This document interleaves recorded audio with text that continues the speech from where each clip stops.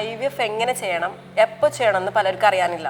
അപ്പോൾ ഏതെല്ലാം problems ഉണ്ടാവുമാണ് IVF ചെയ്യേണ്ടത്? സാധാരണ ഒരു കപ്പിൾ ഒരു 2 വർഷം അല്ലെങ്കിൽ ഒരു വർഷം ഒന്നിച്ച് താമസിച്ച് ഗർഭം ധരിച്ചിട്ടില്ലെങ്കിലാണ് ഒരു വന്ധ്യതാ ചികിത്സാ കേന്ദ്രത്തിൽ വരേണ്ടത്.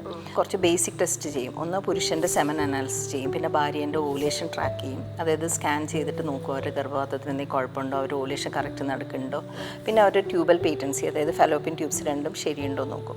അപ്പോൾ ഇതെല്ലാം ചെയ്ത് നോക്കിയതിന് ശേഷം അവർക്ക് വേറെ ഒരു കുഴപ്പമില്ലെങ്കിൽ, ഭാര്യേൻ്റെ പ്രായം 35-ൽ താഴെയാണെങ്കിൽ അവരോട് നമ്മൾ സാധാരണ പോലെ ട്രൈ ചെയ്യാൻ പറയും.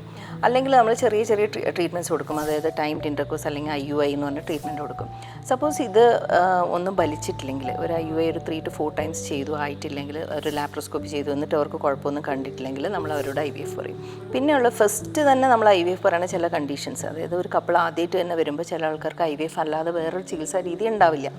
അതൊന്നുള്ളത് ട്യൂബ് ബ്ലോക്ക് ഉണ്ടെങ്കിൽ, അല്ലെങ്കിൽ കൗണ്ട് വല്ലാതെ കുറവുണ്ട്, അവരുടെ ഹോർമോൺ ലെവൽസ് അബ്നോർമലാണ്, അല്ലെങ്കിൽ തീരെ ബീജം ഇല്ലാത്തവർക്ക്.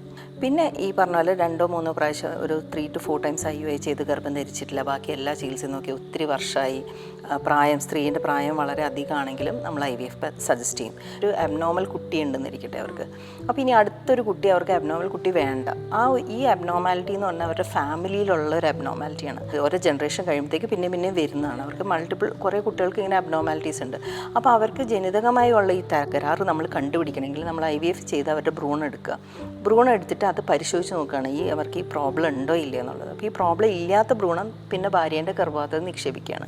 അതിന് പറയുന്നത് പ്രീ ഇംപ്ലാന്റേഷൻ ജനറ്റിക് ടെസ്റ്റിംഗ്. അപ്പോൾ ഈ ഒരു കണ്ടീഷൻ ആവശ്യമാണെങ്കിലും നമ്മൾ IVF സജസ്റ്റ് ചെയ്യും.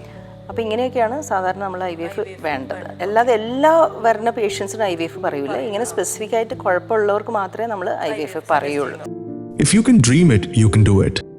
Dream Flower IVF Center, the exclusive IVF center, Kasaragod, Kerala, India.